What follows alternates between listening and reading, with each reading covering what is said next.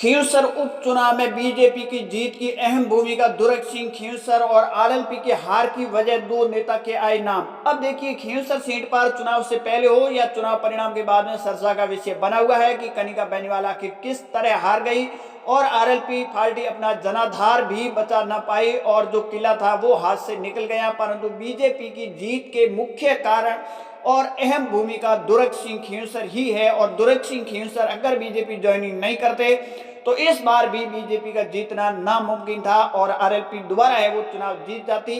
परंतु आरएलपी हारने का जो कारण सामने निकल कर आ रहे हैं उसमें दो नेता का नाम आ रहे हैं और हनुमान बेनीवाल ने भी आरोप लगाए और दो नेता के नाम कभी से चल रहे हैं कि इन दोनों नेता ने भरपूर मेहनत की और एक जाट नेता के तौर पर हनुमान बेनीवाल को रोकने के लिए इन्होंने भरपूर मेहनत करके और आरएलपी का पत्ता साफ कराया।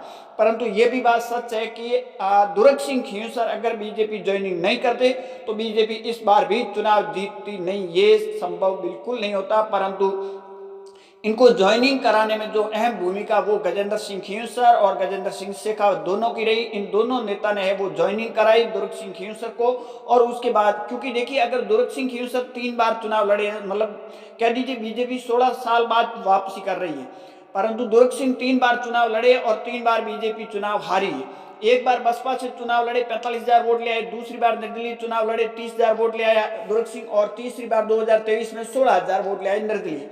और ये वोट किसके करते हैं? ये बीजेपी की इसलिए करते हैं क्योंकि इन दुर्ग सिंह खींवसर को ज्यादातर वोट राजपूत वोटर ही मिलते थे। उनके साथ बाकी कास्ट के भी वोट मिलते, मैं ये नहीं कह रहा हूं, परंतु राजपूत वोटर ज्यादा मिलते थे और इसका सीधा का सीधा नुकसान बीजेपी को होता और आरएलपी को इसका सीधा का सीधा बेनिफिट मिलता और इस वजह से आरएलपी वहां से कंटिन्यू जीतती। परंतु इस बार दुर्ग सिंह खींवसर ने ज्वाइनिंग करा के, अब ज्वाइनिंग के पीछे क्या रीजन है वो तो मैं यहाँ खुलकर नहीं बताऊंगा, किस आधार पे हुई कि क्या बात हुई वो तो मैं यहाँ नहीं कहूंगा। परंतु दुर्ग सिंह खींवसर की अंदर बीजेपी की जीत की अहम भूमिका आप मान के चलिए 99.9% है वो इनकी रही है। और वो अगर इस बार ज्वाइनिंग नहीं करते तो इस बार भी बीजेपी चुनाव हार जाती, 2023 में हारी हो या फिर 2000 उससे पहले चुनाव में आपने देखा होगा, 18 में देखा होगा या उससे पहले भी देखा होगा। हालांकि गठबंधन कर लिया तो हनुमान बेनीवाल ही जीते थे, उनकी पार्टी जीती, बीजेपी गठबंधन करके भी 18 में नहीं जीती। परंतु यहाँ दुर्ग सिंह खींवसर और बीजेपी को कांग्रेस और बीजेपी के ऊपर गठबंधन का भी आरोप लग रहा है और उसमें दो नेता का नाम आ रहा है, गोविंद सिंह डोटासरा और हरीश चौधरी का नाम, दोनों का के ऊपर आरोप लग रहे हैं कि इन दोनों नेता ने हनुमान बेनीवाल को रोकने के लिए भरपूर मेहनत की और इन दोनों नेता की वजह से जो बीजेपी के साथ रतन चौधरी थी और कांग्रेस ज्वाइनिंग नहीं की, उससे पहले ही कांग्रेस ने टिकट थमा दी। हालांकि कांग्रेस से टिकट लेने के लिए दुर्ग सिंह खींवसर का नाम चल रहा था और एन वक्त पर दुर्ग सिंह की टिकट कट गई और रतन चौधरी को दे दी। और रतन चौधरी जो बीजेपी के अंदर थी, कांग्रेस ज्वाइनिंग नहीं की, उससे पहले गोविंद सिंह डोटासरा ने कहीं कहीं पासा फेंक दिया। इसका मुख्य कारण इन दो नेता का नाम आ रहा है, हरीश चौधरी का भी नाम आ रहा है, गोविंद सिंह डोटासरा, दोनों नेता ने तीसरे जाट नेता को रास्ता में उभरने नहीं देना था, इसलिए रतन चौधरी को चुनाव मैदान में उतार दिया। दूसरी ओर दुर्ग सिंह खींवसर बीजेपी ज्वाइनिंग कर लेते हैं तो बीजेपी को सीधा सीधा बेनिफिट होता है और वहां से चुनाव जीत जाती है।